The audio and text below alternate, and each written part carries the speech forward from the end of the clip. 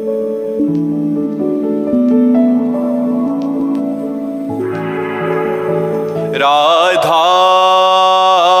राधा राधा राधा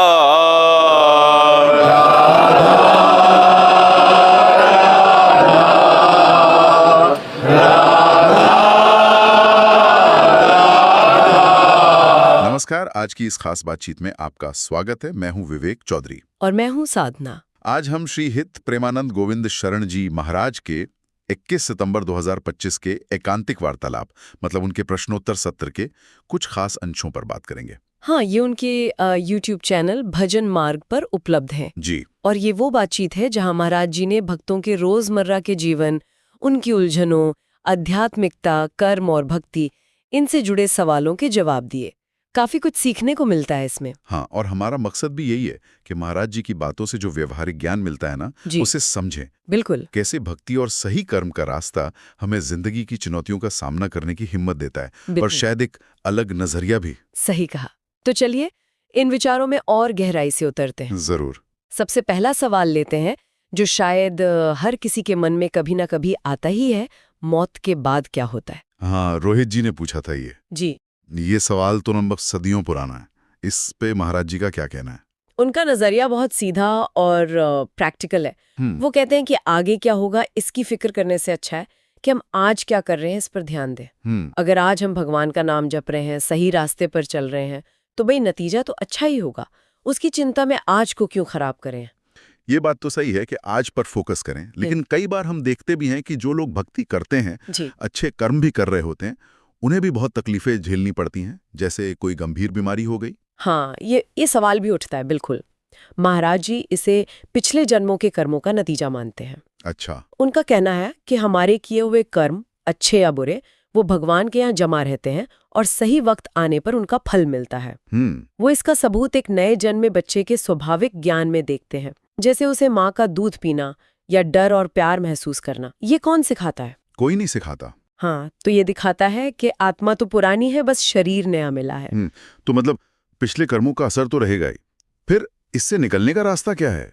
क्या आज के कर्म सिर्फ एक ढाल जैसे हैं या वो पिछले कर्मों के फल को बदल भी सकते हैं? देखिए, रास्ता है आज को बेहतर बनाना। महाराज जी का जोर इसी पर है।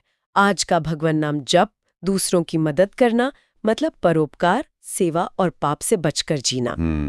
ये हमारे आने वाले कल को संवारेगा और पिछले बुरे कर्मों के असर को भी कम करेगा, या कम से कम उसे सहने की ताकत देगा। अच्छा। वो कहते भी हैं कि जब हमें इसी जन्म में गर्भ में क्या तकलीफ हुई वो याद नहीं, तो पिछले जन्मों की फिक्र में क्यों पड़ना? आज का कर्म ही सबसे जरूरी है। वर्तमान पर यह फोकस वाकई काफी राहत देता है। चलिए एक और आम उलझन पर आते हैं, नेगेटिव फीलिंग्स। कोमल जी का सवाल था कि कभी-कभी बिना गलती के भी आत्मग्लानि होती है, कॉन्फिडेंस कम लगता है, ऐसा क्यों होता है? महाराज जी इसकी जड़ बताते हैं अज्ञान, मतलब सही समझ की कमी। अज्ञान? हाँ, जब हमें सच्चाई का पता नहीं होता तो मन में शक पैदा होते हैं, वहम होते हैं, फिर हमसे गलतियां होती हैं और फिर हम खुद को कोसते हैं। इसका इलाज वो सत्संग बताते हैं, मतलब संतों की बातें सुनना, अच्छे ग्रंथ पढ़ना, जैसे गीता प्रेस की पुस्तिकाएं हैं। और ये सत्संग काम कैसे करता है? इससे ये कॉन्फिडेंस और मन की शांति कैसे मिलती है? देखिए, सत्संग से मिलता है ज्ञान। हाँ। और ज्ञान जो है वो अज्ञान के अंधेरे को हटाता है। ठीक है। जब समझ बढ़ती है तो गलत काम और गलत इरादे अपने आप रुक जाते हैं। दिल साफ होता है और महाराज जी के अनुसार साफ दिल में ही भगवान पर भरोसा, विश्वास पैदा होता है। अच्छा। बिन विश्वास भगत नहीं, वो कहते हैं ना। तो विश्वास से भक्ति जगती है, भक्ति से भगवान की कृपा मिलती है और उनकी कृपा से ही मन को असली शांति और खुशी मिलती है।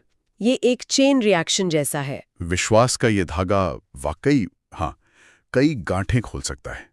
ये बात हमें कर्म और जिम्मेदारी के सवालों की तरफ ले जाती है।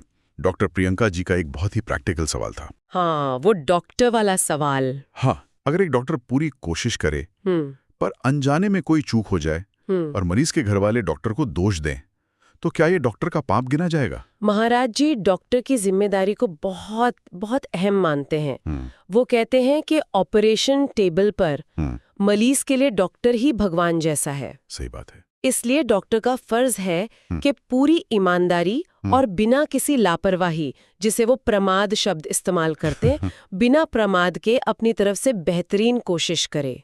अगर इतनी कोशिश के बाद भी मरीज नहीं बच पाता तो वो मरीज की किस्मत है, उसका प्रारब्ध है, वो डॉक्टर का पाप नहीं। लेकिन अगर जानबूझकर नहीं पर ध्यान ना देने की वजह से, मतलब लापरवाही से गलती हुई हो, तब वो यकीनन गुनाह है। महाराज जी मजाक में कहते हैं कि भगवान का सीसीटीवी कैमरा सब रिकॉर्ड कर रहा है। हाँ। अगर लापरवाही हुई है तो दुनिया की नजर से बच भी गए तो भगवान की अदालत में जवाब देना होगा। इसलिए ईमानदारी से अपनी ड्यूटी निभाना सबसे जरूरी है। ये बात तो सिर्फ डॉक्टरों पर ही नहीं, शायद हर काम पर लागू होती है, अपना कर्तव्य पूरी निष्ठा से निभाना। बिल्कुल। इसी से जुड़ा एक और गहरा सवाल ललित मोहन शर्मा जी का था। आखिर भगवान ने हमें ये इंसान का जन्म दिया ही क्यों है? क्या मकसद है इसका? महाराज जी शास्त्रों का हवाला देते हुए समझाते हैं, साधन धाम मोक्ष कर द्वारा। हाँ। यानी ये इंसान का शरीर मोक्ष पाने और भगवान को पाने का एक साधन है, एक मौका है। अगर हमने इसे सिर्फ दुनिया की चीजों में, पैसा, परिवार, ऐशो आराम, इसी में खो दिया तो ये नासमझी है। उनका कहना है कि इंसान के शरीर का असली मकसद विषय भोग नहीं बल्कि भगवान का भजन और सेवा है। नाम जप, अच्छा व्यवहार, दूसरों की मदद, इनसे ही जीवन सफल होता है। नर तन कर फल विषय ना भाई। कर्तव्य निभाते हुए कई बार भावनाएं भी आड़े आती हैं। नविता जी ने पूछा कि बच्चों की गलतियों पर गुस्सा आ जाता है तो क्या ये गुस्सा भी कर्म बंधन बन जाता है? यहाँ महाराज जी बड़े पति की बात कहते हैं। वो कर्तव्य वाले गुस्से और स्वभाव वाले गुस्से में फर्क बताते हैं। अच्छा, क्या फर्क है? माँ बाप, गुरु या टीचर का फर्ज है कि वो बच्चों या शिष्यों को गलत रास्ते पर जाने से रोकें। इसके लिए अगर उन्हें थोड़ा गुस्सा दिखाना पड़े, डांटना पड़े या सजा देनी पड़े तो वो उनकी ड्यूटी है, वो पाप नहीं है। सुधार के लिए। हाँ, सुधार के लिए। लेकिन अगर किसी का स्वभाव ही गुस्साइल हो, मतलब बात बात पे भड़क जाता हो, तो वो गलत है। अगर बिना वजह, आदत की वजह से हर बात पे गुस्सा आता है, कड़वे बोल निकलते हैं, तो वो पाप है। महाराज जी कहते हैं क्रोध पाप का मूल है। अच्छा। सलाह ये है कि सुधारने के लिए जरूरत पड़े तो ऊपर से गुस्सा दिखाएं, पर अंदर से मन शांत और प्रेम से भरा रखें। जैसे कोई अफसर अपने नीचे काम करने वालों से सख्ती से काम लेता है, वो इसकी ड्यूटी है, पर गुस्से को अपनी आदत बना लेना ठीक नहीं। ये संतुलन साधना वाकई मुश्किल लगता है, बाहर से सख्त, अंदर से नरम। बिल्कुल। ऐसा ही एक और संतुलन का सवाल ज्योति जी का था। भजन और दुनियादारी के कामों के बीच नौकरी या बिजनेस की भागदौड़ में भजन छूट जाता है तो क्या करें? महाराज जी मानते हैं कि रोजमर्रा की जरूरतें पूरी करने के लिए काम धंधा करना जरूरी है। पैसे के बिना ना परिवार चलेगा, ना समाज की सेवा हो पाएगी। सही है। तो नौकरी या व्यापार करना गलत नहीं, जरूरी ये है कि भगवान का नाम लेना बंद ना हो। उसे अपने काम के साथ जोड़ने की कोशिश करें। जैसे हम सांस लेना नहीं भूलते, वैसे ही हर सांस के साथ नाम जप का अभ्यास करें। हर श्वास में राधा राधा। क्या ये वाकई मुमकिन है कि काम करते हुए भी मन में भगवान का नाम चलता रहे? बिल्कुल। महाराज जी कहते हैं कि हम हर वक्त बातें तो नहीं करते रहते। जब हाथ काम कर रहे हो, चाहे वो फावड़ा चलाना हो या ऑफिस का काम, मन तो भगवान के नाम में लगा रह सकता है। अच्छा। और जो काम कर रहे हैं उसे भी भगवान को अर्पण कर दें कि ये आपकी सेवा है। भजन और सेवा दोनों साथ चलने चाहिए। भजन का बहाना बनाकर काम से जी चुराना ठीक नहीं। वो अपना ही उदाहरण देते हैं कि शरीर में तकलीफ होने पर भी वो अपनी सेवा, मतलब लोगों से मिलना, समझाना, वो जारी रखते हैं। ये तो कर्मयोग का बहुत ही सुंदर और प्रैक्टिकल तरीका है। अच्छा, अब थोड़ा भगवत प्राप्ति के रास्ते की तरफ बढ़ते हैं। हाँ। सुरेंद्र गुप्ता जी ने पूछा कि शास्त्रों में लिखा है भगवत प्राप्त संतों का मिलना दुर्लभ है। यहाँ मिलने का सही मतलब क्या है? सिर्फ देख लेना या पास बैठ जाना? महाराज जी से और साफ करते हैं। वो कहते हैं कि सच्चे महात्मा का मिलना ही बहुत मुश्किल है, पर उससे भी मुश्किल है उनकी कही बात पर चलना, उनकी आज्ञा मानना, जिसे वो अगम्यो कहते हैं। अगम्यो? हाँ, सिर्फ उनके दर्शन कर लेना या पास बैठ जाना काफी नहीं है। वो मिसाल देते हैं दीपक तले अंधेरा। कई लोग संत के करीब रहकर भी फायदा नहीं उठा पाते, क्योंकि वो उनकी बाहरी चीजों में अटक जाते हैं या आपस के राग द्वेष में फंस जाते हैं। तो फिर असली फायदा कैसे मिले? क्या करना चाहिए? उनकी आज्ञा मानकर, जो उनकी बातों के मुताबिक चलता है उसे यकीनन भगवान मिलते हैं। इसे वो अमोघस कहते हैं। अमोघस। हाँ, हमें संतों की बाहरी दुनियावी चीजों के पीछे नहीं, बल्कि उनकी अंदरूनी असली दौलत यानी भगवत ज्ञान और भक्ति को पाने की कोशिश करनी चाहिए। उनकी आज्ञा मानना ही उनका सच्चा संग करना है। ये बात बिल्कुल सही है। अच्छा, नाम जप को लेकर एक और उलझन सुधीर कसाना जी ने पूछी थी। हाँ, मन लगने ना लगने वाली। हाँ, वही। एक तरफ तो संत कहते हैं कि मन लगे या ना लगे बस नाम जपते रहो। दूसरी तरफ ये भी कहते हैं कि नाम लेते हुए भगवान का ध्यान करना मतलब चिंतन ज्यादा जरूरी है। ये दोनों बातें एक साथ कैसे सही हैं? विरोधाभास लगता है। महाराज जी इसे साधना की अलग अलग क्लास या लेवल की तरह समझाते हैं। अच्छा। जो अभी शुरुआत कर रहा है, मान लीजिए कक्षा 1 में है, उसके लिए नियम है मन भागे तो भी जुबान से नाम लेना बंद मत करो। ये शुरुआती प्रैक्टिस है। ठीक है। जब थोड़ा अभ्यास हो जाए, समझ लीजिए कक्षा 10 में पहुंच गए, तब कोशिश करनी होती है कि मन भी नाम के साथ जुड़े, ध्यान भी भगवान में लगे। और जो सिद्ध हो जाते हैं वो तो खुद को भी भूलकर नाम में ही खो जाते हैं। संतों का वो दोहा, माला तो कर में फिरे जीभ फिरे मुख माही, वो सिद्धों के लिए। मनवा तो चौदिसी फिरे। हाँ। ये तो सुमिरन नाही। जी। तो साधक को धीरे धीरे प्रैक्टिस से आगे बढ़ना होता है। शुरू में मन का भटकना बिल्कुल स्वाभाविक है, उससे घबराना नहीं चाहिए। साधना के रास्ते पर एक और रोड़ा माना जाता है प्रारब्ध, यानी किस्मत। रजत मिश्रा जी ने पूछा कि क्या जिंदगी में तरक्की करने के लिए बुरे प्रारब्ध का खत्म होना जरूरी है? महाराज जी कहते हैं कि बुरा प्रारब्ध तो अपना काम करेगा ही, मुश्किलें लाएगा, दुख देगा, वो रुकावट डालता है। लेकिन भगवान की याद यानी हरि स्मृति या नाम जप उन मुश्किलों को पूरी तरह खत्म ना भी करें तो उन्हें सहने की ताकत जरूर देता है। अच्छा, सहने की शक्ति। हाँ, प्रारब्ध बहुत मजबूत होता है। उसे वज्र की लीक यानी पत्थर की लकीर जैसा बताते हैं। बड़े बड़े भक्त संतों को भी अपना प्रारब्ध भोगना पड़ा है। फर्क ये होता है कि भजन करने वाला उस दुख में भी हिम्मत नहीं हारता, बल्कि आनंद में रहता है, जबकि भजन न करने वाले को वही दुख तोड़ देता है। ये बात थोड़ी हिम्मत देती है कि भजन प्रारब्ध को सहने की शक्ति देता है। लेकिन कई बार ऐसा होता है कि हम साधना कर रहे हैं, हमें बदलाव महसूस हो रहा है, पर हमारे करीबी लोग जैसे परिवार वाले इसे नहीं समझ पाते। हाँ, ये भी होता है। अभिलाष भट्ट जी ने यही कहा कि उनकी पत्नी उनकी साधना को नहीं समझ पा रही। क्या इसका मतलब है कि उनके जप में कोई कमी है? महाराज जी कहते हैं कि भाई हर किसी के संस्कार और समझ अलग अलग होती है। हाँ, ये तो है। जब तक किसी के मन में श्रद्धा या विश्वास नहीं जागेगा, तब तक वो आपकी बात या आपके अनुभव को नहीं समझेगा। वो संत तुकाराम और उनकी पत्नी का उदाहरण देते हैं कि पत्नी उन्हें कितना परेशान करती थी। हाँ। जरूरी नहीं कि पति पत्नी या परिवार के सब लोगों की सोच एक जैसी हो, लेकिन वो ये भी कहते हैं कि अगर एक साथी भक्ति कर रहा है तो उसका अच्छा असर, चाहे दिखे या ना दिखे, दूसरे पर पड़ता जरूर है, अप्रत्यक्ष रूप से। अच्छा। सलाह ये है कि दूसरों की चिंता छोड़कर अपनी साधना पर ध्यान देना चाहिए। समय आने पर शायद उन्हें भी समझ आ जाए। ये भी एक व्यावहारिक पहलू है। अच्छा, अब एक बहुत गहरा दार्शनिक सवाल लेते हैं जो प्रोफेसर सुजीत कुमार ठाकुर जी ने पूछा है। हाँ, वो सपने वाला। हाँ, जैसे नींद खुलने पर पता चलता है कि सपना झूठा था, वैसे ही ये कैसे पता चले कि ये दुनिया और इसका सच भी वैसा ही है, और असली परमार्थिक सत्य क्या है, इसका अनुभव कैसे हो? इसके लिए महाराज जी कहते हैं कि शुद्ध ब्रह्म ज्ञान चाहिए। ब्रह्म ज्ञान? हाँ, ये ज्ञान ऐसे ही नहीं मिलता।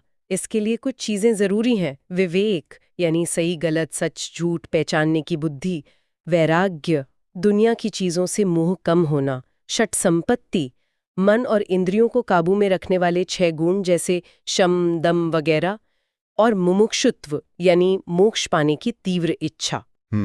जब ये सब होता है तो पहले ये अनुभव होता है कि ब्रह्म सत्यम जगन मिथ्या, यानी सिर्फ ब्रह्म ही सच है, ये दुनिया झूठी है।